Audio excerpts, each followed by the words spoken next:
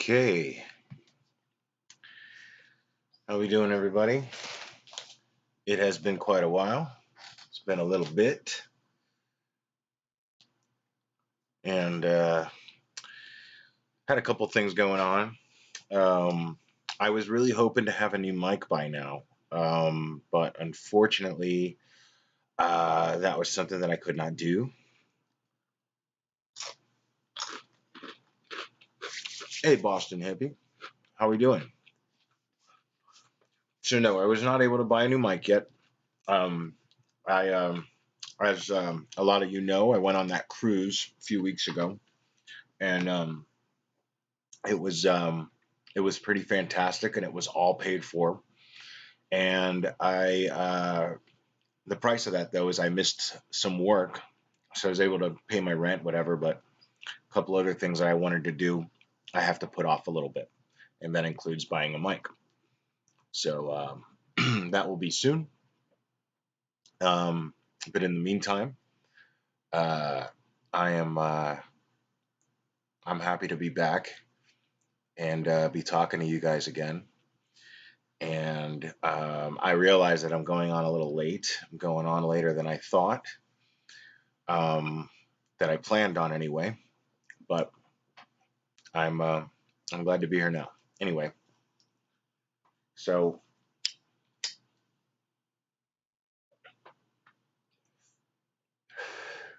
yeah, the cruise was nice, but I mean, it was like I said, it was weeks ago. So I did not, I missed a little bit of work, and so my pay was obviously affected by that. Um, hey Scott, hey Megan. So speaking of work, that's been interesting. I have a couple of things that probably would be interesting to talk about, that have taken place. So today I spent some time cleaning up the glass from the time I mentioned before in another live about being vandalized. And actually, I don't think I talked about that. But anyway, a few weeks ago, um, my job was vandalized, and we have video footage. But the person wore like a ski mask and long sleeves, and but here's the thing. So I did talk about this one person weeks ago, in another live that I did, and um, there was this person that I did talk about, and as I mentioned, he was not he was kind of an extra guy at work, a lot to handle. I mentioned that in Spanish we would refer to a guy like this, we would describe him as pesado, a lot of weight, pretty much is what that literally translates to. So it's just, and so that was pretty much why I brought it up then. I just didn't know what was going on with their investigation, or what was going on with that, but we all knew it was this guy, and it's some passive aggressive, really cowardly bullshit, you know, to vandalize something, to vandalize your old job. The guy quit. He probably would have got fired eventually anyway because he was just a fucking asshole, you know. And and I talked about how I empathized with the guy a little bit because he had that one leg that he was born without a particular bone in it. So it caused him to limp. So this fucking genius, uh, so they tell me that, there's two people that I suspected. It was him or somebody who was a member who got banned from the club. And it's because he behaved and had a record for doing things like this, as a matter of fact. But he this is what happened on the security cameras. They see this figure who's again wearing a ski mask and long sleeves. They see this person go to a particular drawer to get a particular key to open a particular room. Now, what I'm getting at is, okay, I'll describe what happened. So this fucker, what he does is he breaks a window, um, but it's just the outside tint window. There's two layers of window. One's like an outside tint, and the other one's the actual paint. But he throws a brick and he shatters that window, or puts a big hole in it, and then he, at some point, I don't know what order it came. I never saw the security footage or anything, but I was told about it. But I don't know what order he did this stuff. And he apparently had a plan to put paint and flour into the pool pump, into the pool, so it'll mess up the pump. So this is somebody who Googled this thing, and they did it wrong, because apparently if you put enamel paint, latex paint, it doesn't do what it's supposed to do, which I guess is supposed to, I don't know. I guess it's supposed to like jam up the pump system or something, and you have to completely replace it or whatever. But this guy, he used enamel paint and it didn't work. So it fucked up the pump enough, I guess, to where they could repair it. But, they had to repair it, but they repaired it, And so, but what gets me about this is the guy's fucking leg, his limp. You know,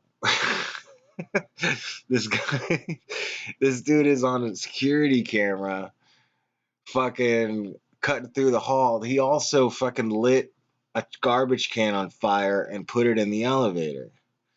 What a fucking jackass this guy is, right? And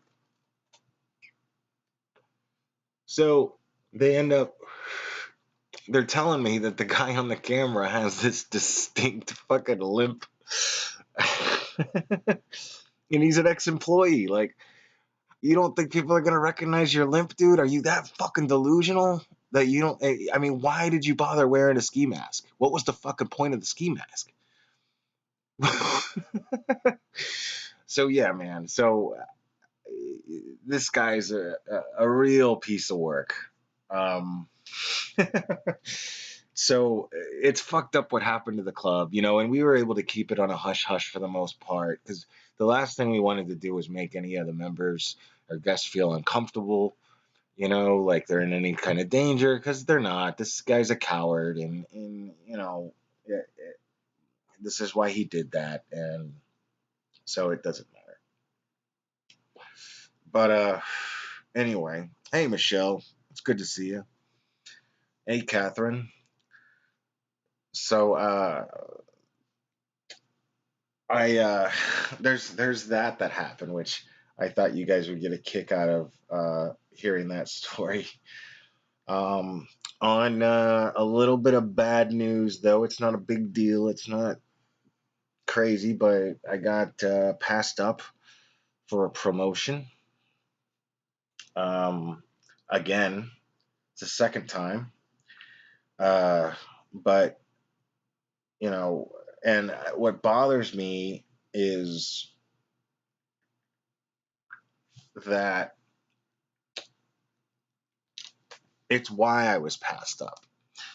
And I'm not mad at anybody in particular for it. Hey, Shelly. Um, I'm not mad at anybody in particular for it. I'm just kind of mad at the circumstances. I'm not even mad about it, honestly. I'm honestly not even mad about it. It's just one of those things where it just is. Um,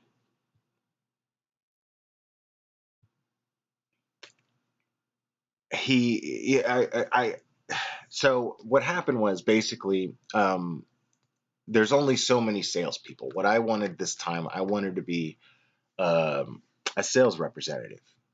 I could sell memberships and work off commission. So I'd be making significantly more than I'm making now. And I really kind of need that income, you know. So And everyone, here's the thing, is all of the managers expressed to me that they really want me to do it. The problem is there was only so many spots, and it's sales. So, you know, of course they don't want to make the pie. They don't want to get smaller slices of that pie, you know, and that's totally understandable. But there was one sales guy who I've been waiting for months and months and months just to fuck up or quit or something. You know, this guy, he was pretty lazy and he didn't really care too much about sales, and he was a pretty good sales guy, but he just didn't really care, and he sat in his office and watched YouTube videos all day, and didn't really show that he cared much for the club. And I'm enthusiastic. There are times where all of the sales reps are busy, and I'll have to be the one to tour them and show them around the club. And I really love doing that because I genuinely love the place. I spend most of my free time there as well. I'm very active, and I exercise a lot, and I love the facilities. So I get genuinely excited when I show people around, and I'm very enthusiastic, and I genuinely, when I say I want you to be part of this family, I mean it, because I'm on a first name basis with a lot of the people there.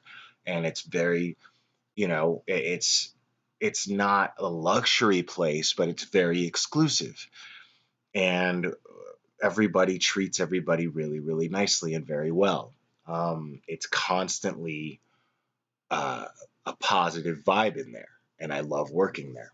I love my coworkers, and I love the members and the guests. And that's the first place that I've worked at in a really long time that I felt that way. Um, no, Shelly, I'm not a bouncer. No, I work in a fitness club, and yeah, no, definitely not a bouncer. But and I work at the front desk, and I help people, and there are times where I have to show people around because there's nobody else to do it, and I love doing it. And the other sales guys see this, and the managers see this, and they love my enthusiasm for it. And so this whole time, it's been expressed to me verbally that you know I'm probably the one that they're going to put in there. Nobody ever, in all fairness, nobody promised me the position, but it was implied, and it was said by numerous people that you know that I would be the next person. You know, uh, and so this guy ends up quitting abruptly, or he ends up no calling, no showing, and then they fired him or whatever. But the problem is all the entire sales team and the entire sales staff, they're all male, and they had pressure.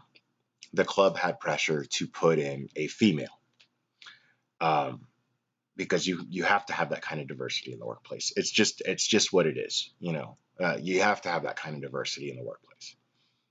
And in all fairness, the girl that they gave it to, she's pretty much my equal. I'm a closer, but I'm the shift lead when I close, and she's the shift lead in the morning and opens. So and she wanted the sales position as well. So it's not like she didn't earn it either. It was implied, and I was led to believe, um, with very, very good reason for a very long time, that I would be the one getting that position. So it's disappointing, but I understand it. And um, so I don't know what my next move is going to be. I haven't really decided that yet, but I don't see another opportunity moving forward anytime soon in that place. So I'm probably going to have to make some big long-term decisions coming up soon, and that's okay. Um, but that's where I'm at as far as that goes. Um, and I had an interesting week as well. There was I'm standing there with another coworker where we're just working our shift, and a gentleman comes up, and he's a member. And I know this guy because he always, he has an injury or something, and he always asks for ice. And he comes up to the desk and he says, "I need to speak with your manager." And a lot of the times, a lot of people want to speak to the manager, but it's something that I could probably help them with.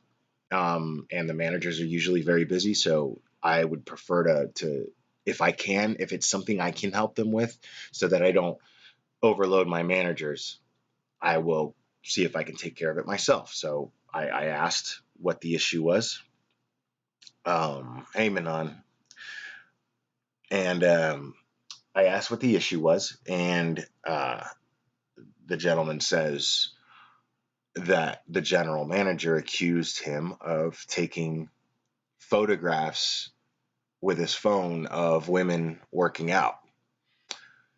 And as soon as he says that, he says, "Hey, so and so," I don't want to name any names, he says, "So and so accused me of taking pictures of uh, women as they were working out." And I was like, "Stop right there.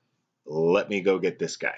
And I went and I got the closest thing to a manager we had, which is one of the sales reps, who's a really, really awesome dude.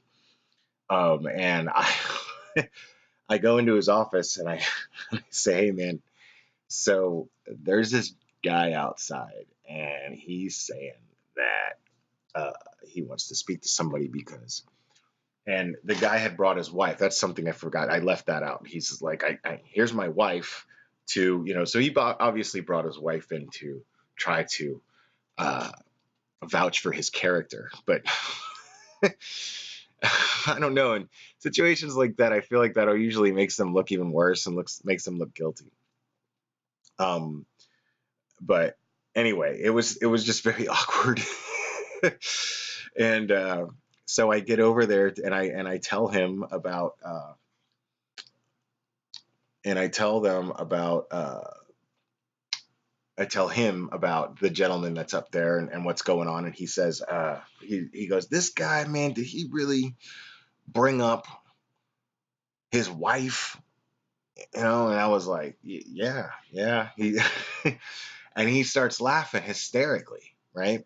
And he's like, "Man, this guy," he's like, "I can't believe his perverted ass." And I know this guy, unless he has pretty definitive proof, that this guy did something like that, he's not gonna just throw that accusation and just say that he's perverted like that. And he's we're both laughing hysterically. He's telling me, "Let me get my shit together because I gotta go out there and talk to this guy, like, seriously." And he's like, "Let me go to the bathroom." So he goes to the bathroom. I finally get my shit together. I come back out there. I say, "Hey, he'll be up in just a second to help you." And they're like, "Okay." And it's really awkward because he's just standing at the counter waiting. And me and my coworker are just kind of like, and he he goes and he grabs a stapler and he goes, "This thing looks like it might need some staples," and we're just awkwardly trying to find things to do. And just wish that really weird situation was over. And so he later on, my coworker, my sales rep, who's was acting manager at the moment, he starts talking about it with us because we asked, and he says, he shows us the picture, and what he shows us is a picture of, okay, what happened was apparently a woman took a picture of this guy taking a picture of her. It's a pretty brave thing, actually, of her to do that. And the picture just doesn't, it doesn't lie. Like, it's pretty obvious. Um, So this guy, I guess, she took a picture in the mirror where she was in the gym, and she took a picture in the mirror, and it was a reflection of the guy taking a picture of her. And you can see the picture. You could see, like uh, the top of her head, very close in the picture, and then you can see from a distance the guy sitting at the edge of the bench where you do bench presses, and he has his phone turned to the side. So, and his story was that he was texting, and there's no way, this dude was. I mean, we all do that. Like when we go to the gym, we're working out in between sets, we're either trying to find music or we're texting someone something, but we're on our phones. But my phone is always facing like me, It's never. I'm not cocking it and to the side, to my side. I'll kind of go on camera. Oh no, I can't. I gotta activate it. I'm not gonna do that. But um, I'm not cocking my phone to the side, to my side, and looking into it. It's right in front of me. It's at my 12 o'clock. My phone's at my 12 o'clock, not my 3 o'clock, is what I'm trying to say. Um, and so, but this guy's phone was definitely at his 3 o'clock in the picture. And now here's the thing about that. Like if I'm a judge, right, in a court of law, an attorney could argue that that's what he was doing. There's no way we can see the pictures at a distance. There's no way we can see up close what the guy was actually doing with his phone. He could have been texting. He could argue, bullshit argument, but he could argue, hey, that's how I like to text. I like to have my phone at my 3 o'clock and just, text. But um, yeah, Boston hippie. He definitely got caught outright. The picture just says so. But like I said, in a court of law, an attorney could argue that. But it's one of those things where you see what you see and you know what it is, and that's it. It's enough to be like, this dude is a fucking scumbag. Like he's a dirty birdie. So, this is it's one of those things that uh it's funny, but it's not funny. And it's funny that he got caught. you know but and here's the other thing that makes him look really guilty as well is, there had to be a string of events that took place for the woman to become so inclined as to open the camera on her phone and catch the guy with a picture. So she had to have been looking and been like, is that guy taking fucking pictures of me? Holy shit. What the fuck? Hold on. Wait. No. Yeah, that guy is fucking taking pictures of me. Let me get my phone out. Let me prove it. That's that's that's enough for me to think, yeah, you know, because it wasn't like she was just randomly taking pictures and then happened to catch that, like Bigfoot just ran across your camping ground while you were taking a family photograph. You know what I mean? That's not one of those situations. She saw something going on that she thought was suspicious, and then once she was sure that it was happening, she got so inclined as to pull her phone, open the camera app in it, and take a picture of this guy and prove what he was doing. Um,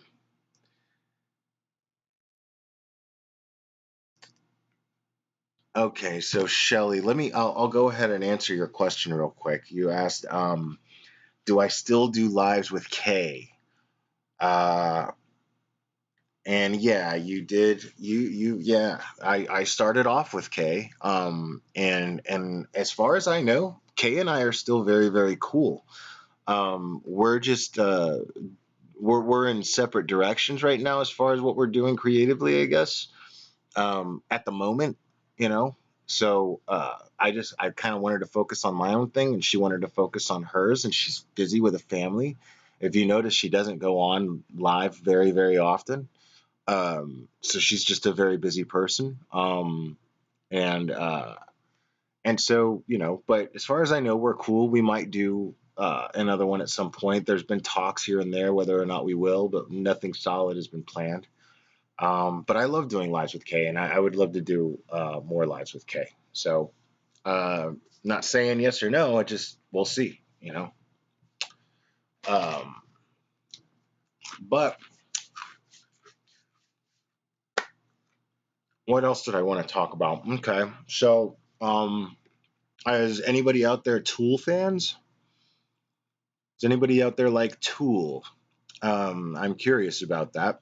And if you're really big Tool fans, um, from the bottom of my heart, please calm the fuck down, okay? Because the new album, it's good, but it's not what you're making it out to be. It really isn't, and it's not what they're trying to sell it as. It really isn't.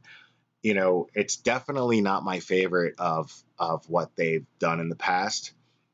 Um, I love Tool. Don't get me wrong. I think they're fantastic musicians. Uh, I really do. I think they're amazing. Uh, I think their videos were the best videos, honestly. Um, but seriously, man, calm the fuck down, dude. Like, it's not. This shit is not that great. Let's let's put this into perspective real quick, okay? These guys haven't released an album. This is their first release in 13 years.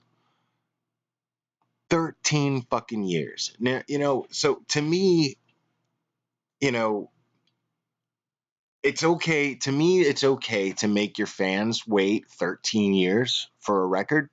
That's fine. You're free to do whatever you want. Like, one of my favorite bands is Fugazi. Fugazi hasn't released an album. I honestly, I couldn't tell you when did the argument come out? I mean, it's been a long time. And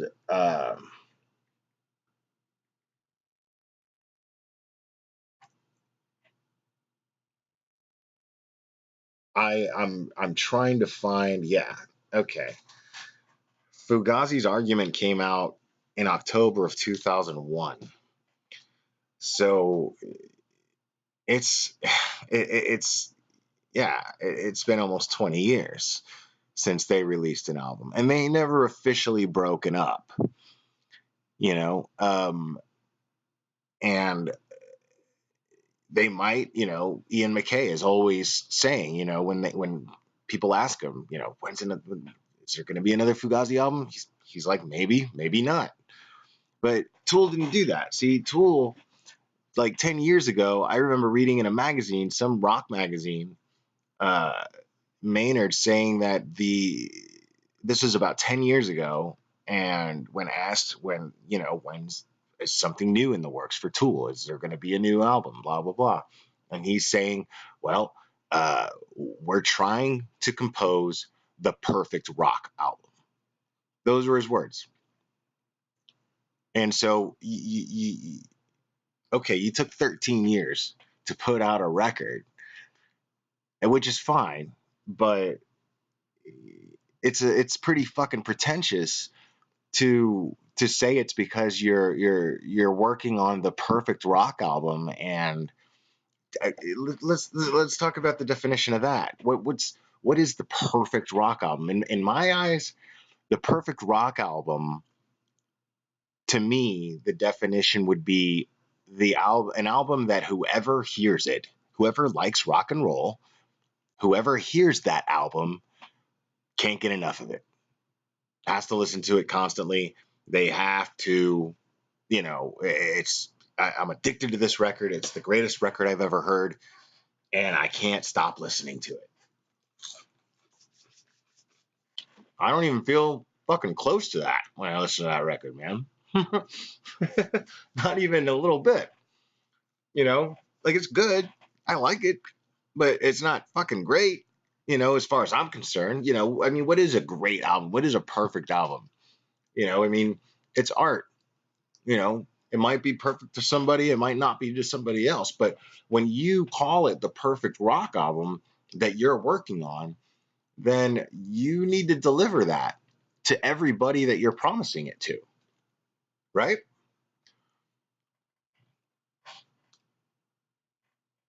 So,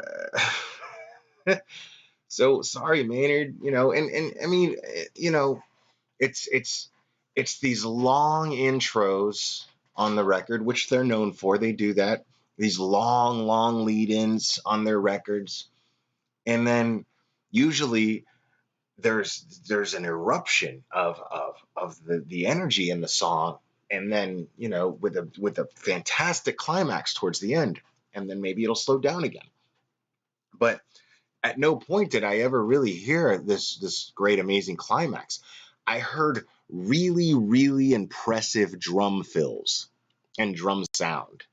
Like, I mean, all of it sounded great. The sound on the record of the instruments is fantastic. I'll give it that. Most definitely, the sound is fantastic. It's beautifully mixed, beautifully dialed in, it's beautifully recorded for sure. But uh, you know, I heard a lot of lead-ins and then some very simple riffs, um, and that repeated themselves, but with a lot of really impressive drum fills that I saw as basically smoke and mirrors to take the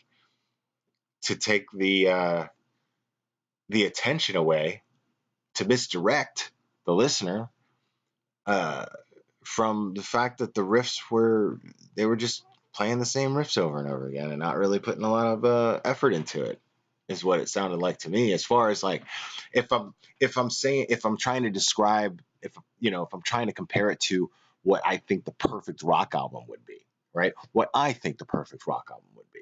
So I'm just saying it's not the perfect rock album,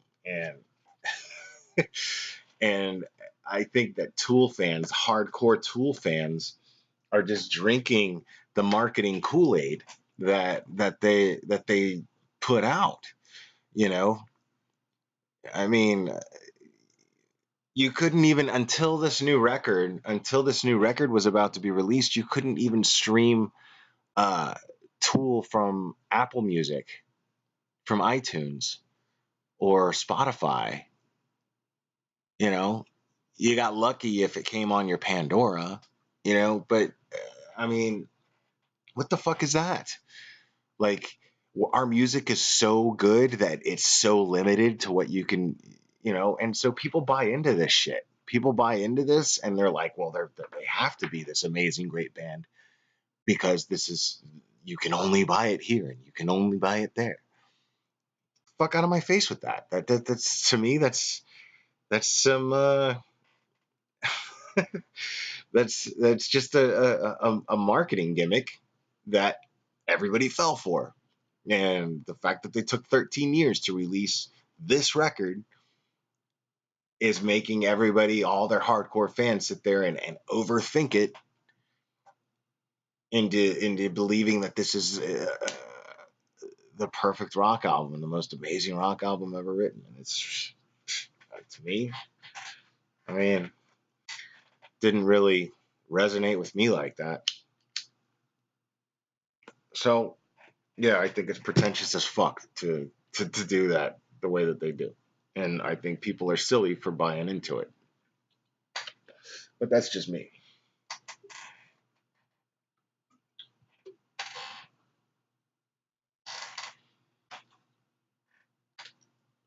Anyway,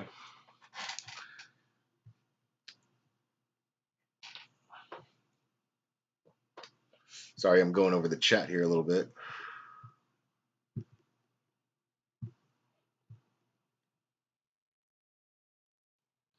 Yeah, and that's another thing, Boston Hippie, is, Maynard has his own wine, his own vineyard. He personally works in the vineyard.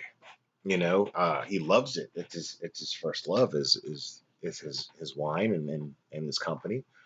And I get that.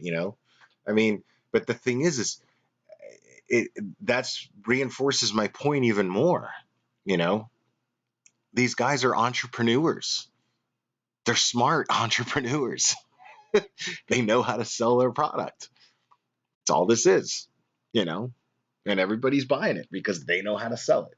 And it's not just because the quality is that good, you know. I mean, it is good. It's great, but it's, you know, that's not why everybody's buying it. It's they're buying it because these guys know how to sell it. So,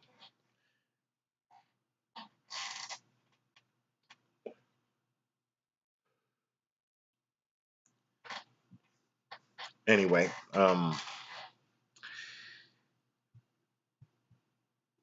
let's see here.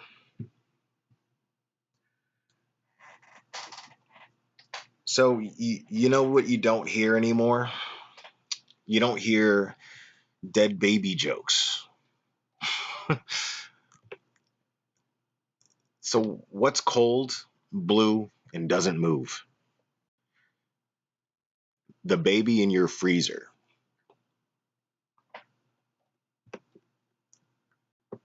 Chances are, chances are you didn't laugh at that just now, right? You know, okay, now there's two obvious reasons for this. One, it's extremely offensive to a lot of people. And I'll be honest, rightfully so, in my personal opinion, right? And two, it just wasn't funny. It was completely tasteless, in the poorest of taste, honestly, right? I think we can all agree on that. And there was a time where just the shock of that subject matter made it funny. But as a society in 2019, I think we're way past that. I mean, it's been all right. Let me think about that. I remember I would read these jokes in middle school out of a book called Truly Tasteless Jokes, like 1,000 Truly Tasteless Jokes or some shit like that. So it's been more than 30 years since those jokes were funny. And that's precisely why I think nobody tells those jokes anymore. You know, I mean, we can at least say that to a certain degree, pop culture has evolved, right? It's declined in a lot of ways, granted, you know, but we've gotten to a point where dead baby jokes aren't they're not even told anymore because they're it's not that they're, you know, too shocking. It's that it's shocking that someone would tell them and think they're even funny. Like I even Googled some tonight, right? And I was telling them I was at work and I was telling them to a 50-year-old coworker and a 20-year-old coworker, right? And it was fucking fascinating to see their reactions. Like they were both like in this they were both in this weird spot, like where they knew the shit wasn't funny, but didn't want to seem rude, you know, and not like give a courtesy giggle, you know. you know you... So it was super awkward for them both, and I kind of feel bad that I used them like as like guinea pigs for my own like little weird social experiments for my own personal knowledge, right? I do that. It's, you know, but it got me thinking about like how it's also not okay to joke about things that really don't matter that much, you know? Like if somebody the thing is, you know, so many people have kids that have died, you know, and here we are, a lot of you guys are like these true crime buffs, right? So, you know, we hear about kids getting killed and it makes us mad, you know? So, you know, uh, but these are things that matter. That's why they make us mad. These are fucked up situations that need to stop. You know, and they're not stopping, and we don't know how to do it. We don't know how to control it, you know. But what I'm getting at is that in today's society, like I still understand and acknowledge,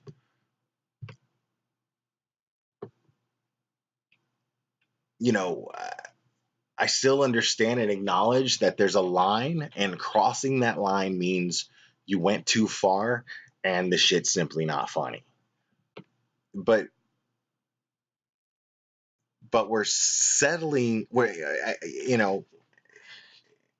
settling for that line being kind of shallow these days, aren't we? Right? Like Dave Chappelle's last stand up, that special on Netflix, what was it called? Sticks and Stones, right? It got a Rotten Tomatoes score of 25% by the staff picks, right? But it got a 99% audience pick.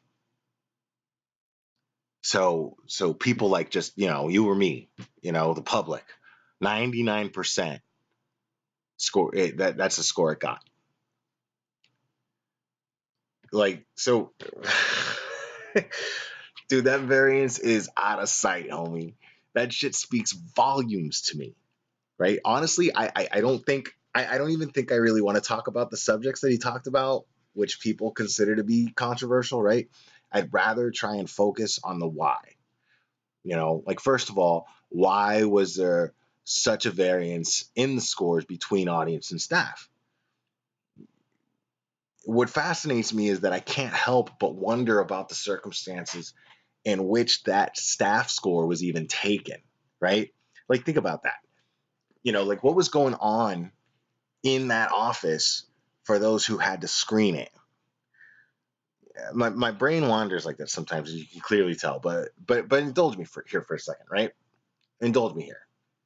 Did a department designated to watching these movies like sit down as a group and watch this thing together, but someone in the group is very powerful or something, you know, uh, very dominating personality, and they considered the subject matter to be like so touchy that the rest were intimidated, sort of, into hating it too? Or is it anonymous? Does everybody like vote anonymously as how they felt about it? Do they not discuss it? Do they like write their names on like a piece of paper and stick it in a hat? You know, I so like, or did like one or more representatives of certain groups that were mentioned in the special, did they have any influence on the staff's decisions? Or maybe it was just a diverse group of people in the workplace that so happened to be associated with those touched on in that stand-up special, right? But it wasn't just them. It wasn't just the people, the staff. It was critics too. Like, people were freaking out like over nothing, man. I mean, we're getting way too sensitive, and it's crazy, right? The stuff that he talks about. I mean, yeah, he talked about the gay community. Um, I get that, but he made observations that, I mean, you can't really argue, and say that they're not true. You know, I mean, and it's, or a fair perspective. There was no hatred being spoken. There was nothing against uh, being homosexual or being a transgender or anything like that. There was nothing against it. He simply made fun of it, and you know there were things that we find funny, man, and it is what it is. I don't have any hatred whatsoever towards anyone who's different than me. You know, I honestly don't. And but when there's observations made of people, like, I mean, here's the thing: you can make fun of anyone, There's always something funny about any group of people that you can pick. There's always something funny about them, right? Why is it such a big deal to point it out? Why is it such a big deal to just poke fun at it?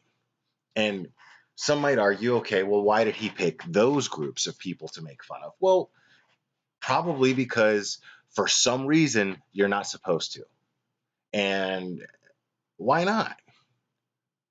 You know, what what is the problem? Uh, so it's just one of those things. It's one of those things that it didn't make a lot of sense. So why not? Why not just make fun of it? And and I think that he did it to make a point. And I got the point. And I was laughing. I was laughing hysterically at his jokes. And the only reason I wouldn't have laughed is because for some reason I'm not supposed to.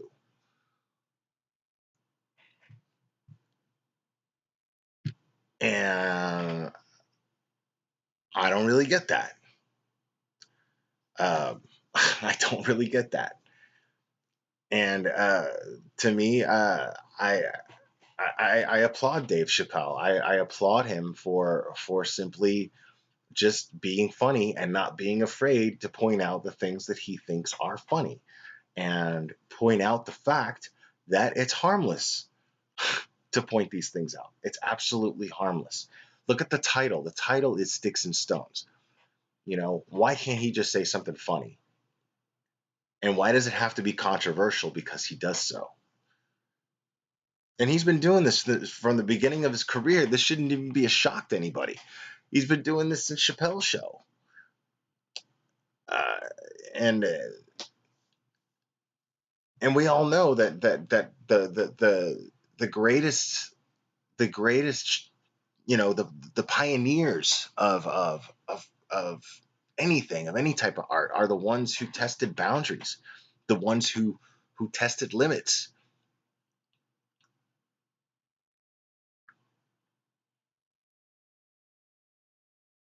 Yeah, Kathleen. Yeah. I don't think it was short of genius. And it was very, very highbrow yet childish humor. And I think the point of it was to show that it's okay to have childish humor. Why not? It was okay. And I felt relieved that I could laugh at it, because he also, in his own very, very creative way, made it seem like it was okay to laugh at it and pointed out that there's no reason why it's not.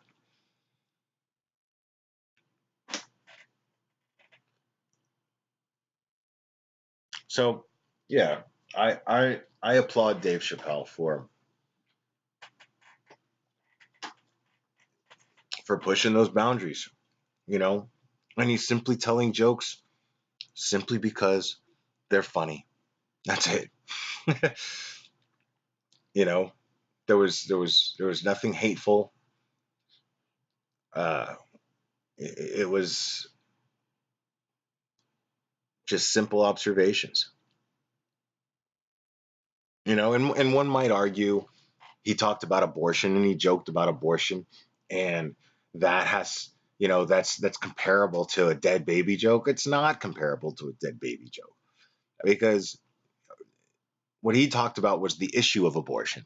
A dead baby joke gets into the gruesome details of a dead baby. It's in completely poor taste. It's horrible, but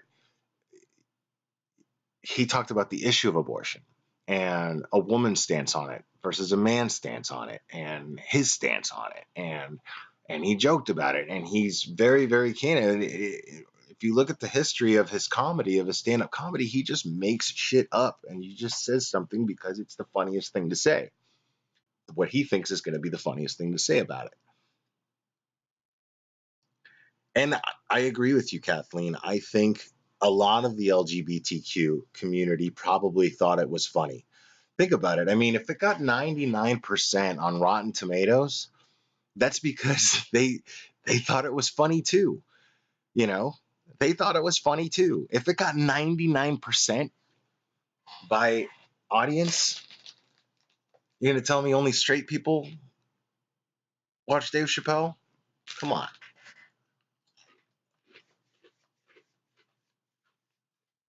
So what's funny is I think the critics thought it was funny too. I think it's a perfect example of how we're not getting what we're paying for when it comes to media, you know, when it comes to journalism. These people weren't honest. They thought it was going to offend a lot of people, so they jumped on an imaginary bandwagon that they thought existed. And then it just turned out that it didn't exist. So they wrote these ridiculous reviews.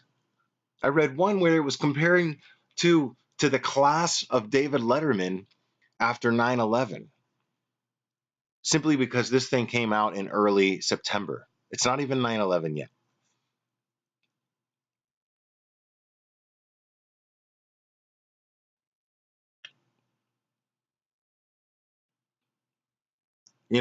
What is that shit? How are you going to compare it to 9/11? And this is just somebody who's writing something because they write for some online asswipe magazine, and and they think, well, if I write this, then people are going to get behind me and go, yeah. And it's not what happened. And a lot of the journalists did that. A lot of the media did that. These critics, and I think that's fucking silly, and it backfired, blew up in their face. So as far as I'm concerned, Dave Chappelle right now is the king of stand up comedy. I mean, he rules it. I have yet to watch a stand up comedy special of his that I didn't crack up. And he talks about some very, very controversial things. You know, and should they be controversial to talk about? No, not in my opinion. I've talked about some of the stuff he talked about. I remember I did a live with Kay where we talked about the Michael Jackson documentary that HBO did with those victims that were on there. And I said basically the same thing. I mean, he obviously was funny about it, but you know, I remember thinking, I don't believe it. I don't believe it. Now the thing is his that was my opinion, and I stand by it. I don't believe it, but I'm not. I'm saying that Dave Chappelle, he's a stand-up comedian. He's not to be taken seriously when he says that. Maybe he does believe him, maybe he doesn't. But the fact of the matter is he's a stand-up comedian. I guarantee you that it's just a funny story that he wrote and made up to give a stand-up when he talked about somebody jerking off and taking a bus hostage. That I don't think that really happened. you know, but it was a funny routine, and it made me crack up laughing. So who knows? But that's the thing is, as a comedian, you have, in my opinion, you have that okay. You have that okay to joke about it, you know, and and now the standard is also to joke about Donald Trump, and he didn't even do that, you know.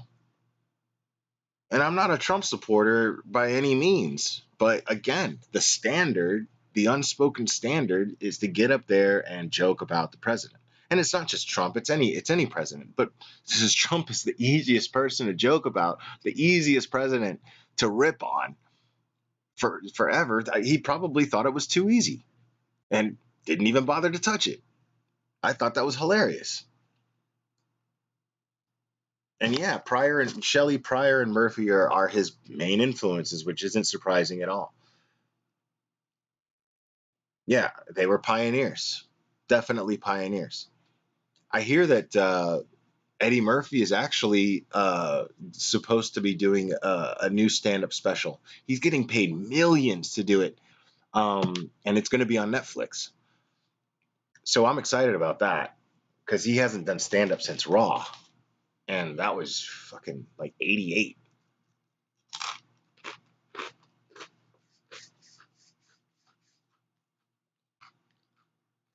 But anyway, yeah. So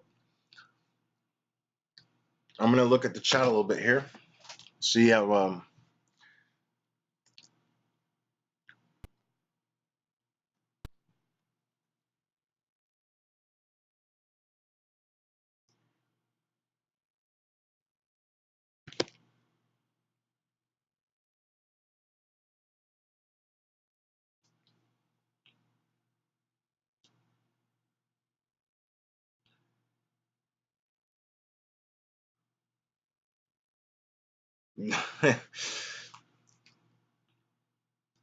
so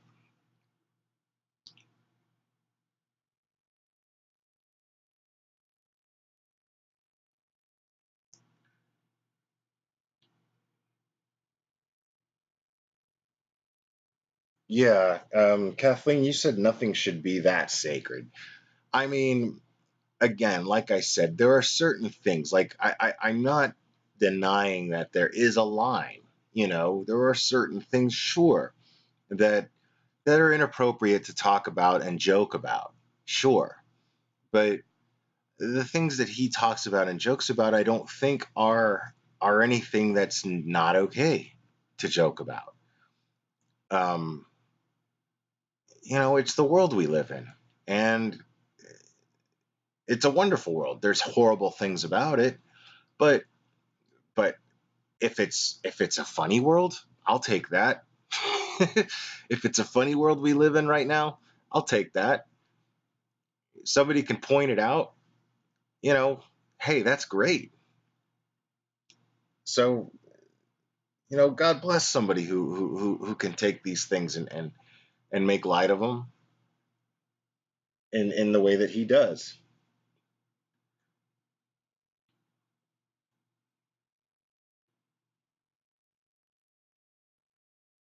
And yeah, Kathleen, you mentioned Bill Burr. Bill Burr, he's he's one of my favorite comedians, actually.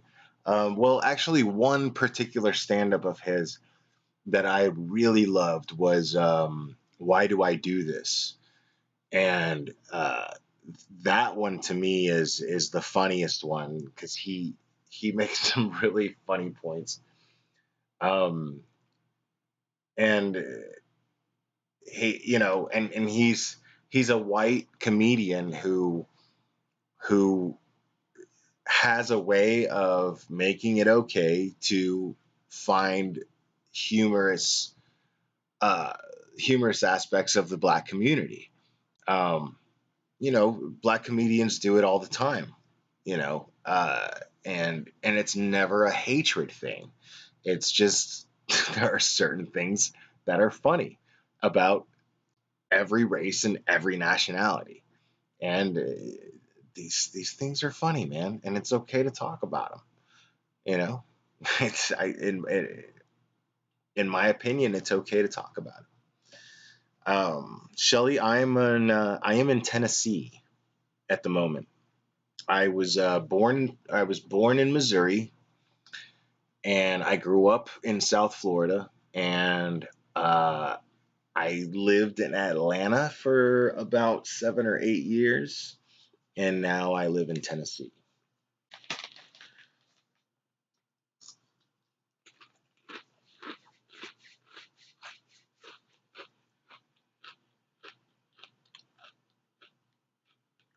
Yeah, Bill Burr is married to a black woman and has a baby girl. And that's another thing that they talk about.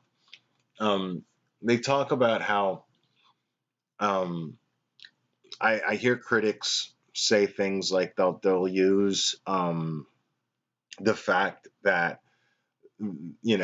like Dave Chappelle being married to an Asian woman and Bill Burr being married to a black woman, that they use that as some excuse to justify making racial jokes. And I don't think that that's what they're doing. I don't think I think they might be consciously pointing out the fact that they are not racist and you know uh, they're okay with you know races being with other races, and they don't have any type of hatred towards other races because there's no reason to. Sure, maybe they do consciously do that to point out their level of diversity, but I don't think that they use it as an excuse to justify making racist jokes, because I don't think that they make racist jokes. I think that they make observations, humorous observations, that and make light of certain aspects of certain races. Um, but it's not coming from a place of hatred or belittling in any way whatsoever.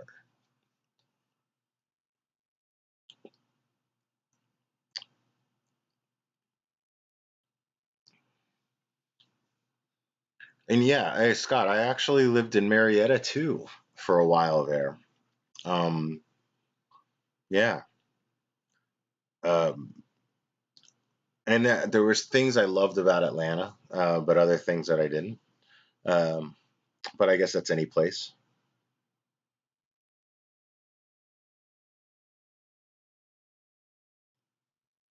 I don't know who Gary Owens is, Boston hippie.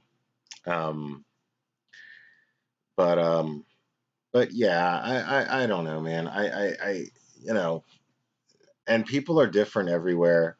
Like here, uh, I know in my last live, I talked a lot about religion and people, and how they deal with religion, and how they, you know, uh, what type of place religion has in their lives.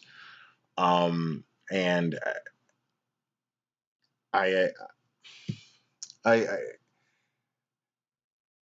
so there's some of that influence here when it comes to race, I think, but mostly with the older folks.